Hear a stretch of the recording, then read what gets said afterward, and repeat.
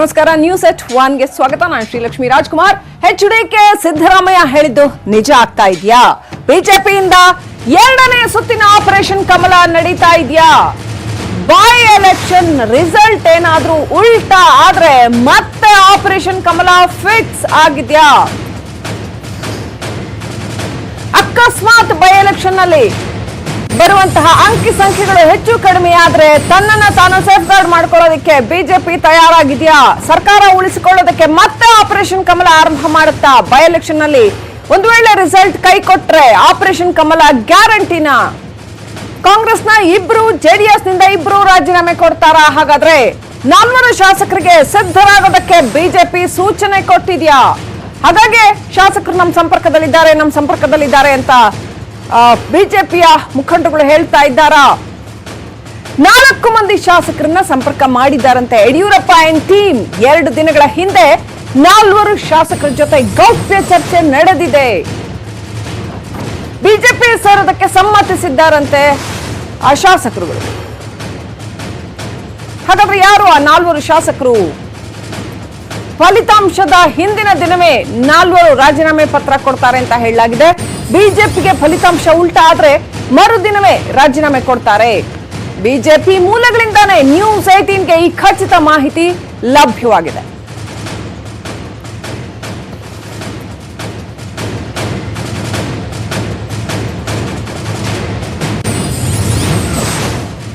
So ಇದೇ ವಿಚಾರಕ್ಕೆ ಸಂಬಂಧಪಟ್ಟಾಗೆ ನಿನ್ನೆ ಎಚ್ಡಿಕೆ ಏನ್ ಹೇಳಿದ್ರು, ಜೊತೆಗೆ ಇವತ್ತು ಸಿದ್ದರಾಮಯ್ಯ ಏನ್ ಹೇಳಿದ್ರು ಇಲ್ಲಿದೆ ನೋಡಿ.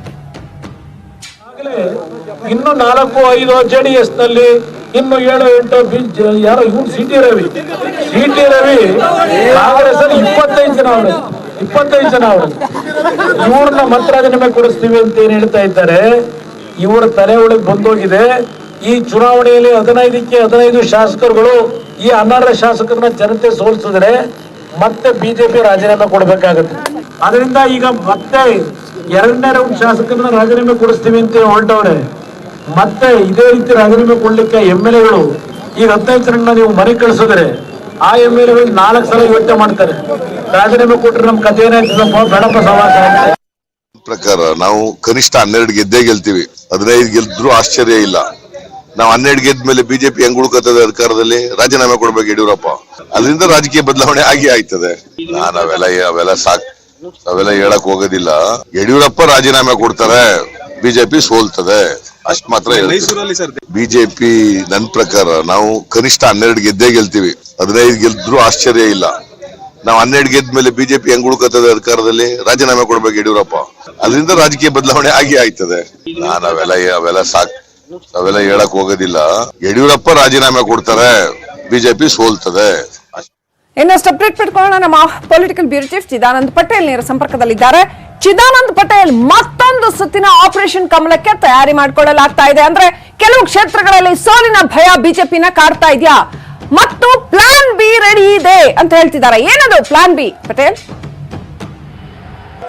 ಶ್ರೀಲಕ್ಷ್ಮಿ ರಾಜ್ಕುಮಾರ್, ಉಪಚುನಾವಣೆ ಫಲಿತಾಂಶದ ಮೇಲೆ ಎಲ್ಲೊಂದ್ ಕಡೆ ಎಫೆಕ್ಟ್ ಆಗ್ಬೋದು, ಅದು ಬಿಜೆಪಿಗೆ ಎಲ್ಲೊಂದ್ ಕಡೆ ಕಷ್ಟ ಆಗ್ಬೋದು ಎಂಬ ಹಿನ್ನೆಲೆಯಲ್ಲಿ ಇದೀಗ ಮತ್ತೆ ಆಪರೇಷನ್ ಕಮಲಕ್ಕೆ ಚಾಲನೆ ಕೊಡುವ ಎಲ್ಲಾ ಲಕ್ಷಣ ಕಾಣ್ತಿದೆ.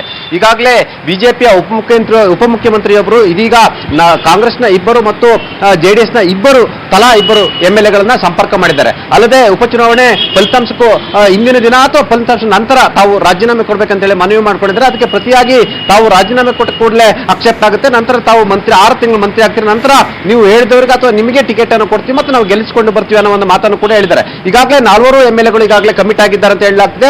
ಜೊತೆಗೆ ಫಲಿತಾಂಶದ ನಂತರ ನಮ್ಮ ನಿರ್ಧಾರವನ್ನು ತಿಳಿಸ್ತೀವಿ ಅಂತ ಹೇಳಿ ಭರವಸೆಯನ್ನು ಕೂಡ ಕೊಟ್ಟಿದ್ದಾರೆ. ಪ್ರಮುಖವಾಗಿ ಎಲ್ಲೊಂದ್ ಕಡೆ ಉಪಚುನಾವಣೆ ಫಲಿತಾಂಶ ಎಲ್ಲೊಂದ್ ಕಡೆ ಬಿಜೆಪಿಗೆ ವ್ಯತಿರಿಕ್ತ ಆದ್ರೆ ಅಂತ ಸಂದರ್ಭದಲ್ಲಿ ಇದು ಸೇಫರ್ ಗೇಮ್ಗಾಗಿ ಈ ಒಂದು ಏನು ಆಪರೇಷನ್ ಕಮಲಕ್ಕೆ, ಅಂದ್ರೆ ಈ ಸರ್ಕಾರ ಬಂದ ಮೇಲೆ ಮತ್ತೆ ಆಪರೇಷನ್ ಕಮಲಕ್ಕೆ ಕೈ ಹಾಕಿದ್ದಾರೆ ಅಂತ ಹೇಳಲಾಗ್ತದೆ. ಅದರಲ್ಲಿ ಪ್ರಮುಖವಾಗಿ ಮುಖ್ಯಮಂತ್ರಿ BS ಯಡಿಯೂರಪ್ಪನವರ ಜೊತೆ ಇರತಕ್ಕಂತ ಈ ಹಿಂದೆ ಕೂಡ ಆಪರೇಷನ್ ಕಮಲದಲ್ಲಿ ಗುರುತಿಸಿಕೊಂಡಿದ್ದಂತ ಅವರ PA ಒಬ್ಬರು ಕೂಡ ಇದರಲ್ಲಿ ಪ್ರಮುಖ ಪಾತ್ರ ಇದೆ ಅಂತ ಹೇಳಲಾಗ್ತದೆ. ಅವರು ಕೂಡ ನಿರಂತರವಾಗಿ ಜೆಡಿಎಸ್ನ ಬಿಜಾಪುರದ ಒಬ್ಬ ಪ್ರಮುಖ MLA, ಅದೇ ರೀತಿ ಮೈಸೂರಿನ ಪ್ರಮುಖ ಇನ್ನೋರ್ವ MLA ಸೇರಿದಂತೆ ಒಟ್ಟು ಜೆಡಿಎಸ್ನ 2 MLAಗಳ ಜೊತೆ ನಿರಂತರ ಸಂಪರ್ಕದಲ್ಲಿದ್ದಾರೆ. ಅದೇ ರೀತಿ ಬಳ್ಳಾರಿಯ ಮತ್ತು ರಾಯಚೂರಿನ ತಲಾ ಒಬ್ಬ ಕಾಂಗ್ರೆಸ್ನ MLAಗಳ ಜೊತೆ ಕೂಡ ಈ 2 ನಾಯಕಗಳು ಸಂಪರ್ಕದಲ್ಲಿದ್ದಾರೆ. ಆ ಮುಖಾಂತರ ಸರ್ಕಾರ ಉಳಿಸಿಕೊಳ್ಳುವ ಪ್ರಯತ್ನ ಇದೀಗ ಆರಂಭವಾಗಿದೆ ಅಂತ ಹೇಳ್ಬೋದು. ಒಂದು ವೇಳೆ ಸರ್ಕಾರಕ್ಕೆ ಸರಳ ಬಹುಮತ ಬರದೇ ಇದ್ರೆ ಒಂದು ವೇಳೆ 6 ಸೀಟ್ಗಿಂತ ಕಡಿಮೆ ಬಂದ್ರೆ ಕೂಡಲೇ ಆಪರೇಷನ್ ಕಮಲ ಆಗೋದು ಖಚಿತ ಅಂತ ಹೇಳಲಾಗ್ತದೆ. ಈ ಖಚಿತತೆಯನ್ನ ಬಿಜೆಪಿಯ ಉನ್ನತ ಮೂಲಗಳೇ ನಮಗೆ ಸ್ಪಷ್ಟಪಡಿಸಿರುವಂತದ್ದು. ಜೊತೆಗೆ ಈಗಾಗಲೇ ಸಂಪರ್ಕ ಮಾಡಿರುವಂತಹ ಮಾಹಿತಿ ಕೂಡ ಜೆಡಿಎಸ್ ಮತ್ತು ಕಾಂಗ್ರೆಸ್ ನಾಯಕರುಗಳು ಕೂಡ ಲಭ್ಯವಾಗಿದೆ ಅಂತ ಹೇಳಲಾಗ್ತದೆ. ಒಟ್ಟಾರೆ ಬಿಜೆಪಿ ಅಧಿಕಾರವನ್ನು ಉಳಿಸಿಕೊಳ್ಳಲು ಮತ್ತು ಉಪಚುನಾವಣೆ ಫಲಿತಾಂಶ ವ್ಯತಿರಿಕ್ತ ಬಂದ್ರೆ ಸೇಫರ್ ಗೇಮ್ ಆಡಲು ಇದೀಗ ಆಪರೇಷನ್ ಕಮಲಕ್ಕೆ ಚಾಲನೆಯನ್ನು ಕೊಟ್ಟಿರುವಂತದ್ದು. ಬಿಜೆಪಿಯ ಉಪಮುಖ್ಯಮಂತ್ರಿಯೊಬ್ಬರು ನಿರಂತರವಾಗಿ 4 MLAಗಳ ಜೊತೆ ಚರ್ಚೆ ಸಂಪರ್ಕದಲ್ಲಿರುವಂತದ್ದು. ಅದೇ ರೀತಿ ಮುಖ್ಯಮಂತ್ರಿ BS ಯಡಿಯೂರಪ್ಪನವರ PA ಒಬ್ಬರು ಸಂಪರ್ಕದಲ್ಲಿರುವಂತದ್ದು ಇದೀಗ ಲಭ್ಯವಾಗಿದೆ. Srilakshmi. Right, thank you Chidanand Patel ಡೀಟೇಲ್ಸ್ಗಾಗಿ.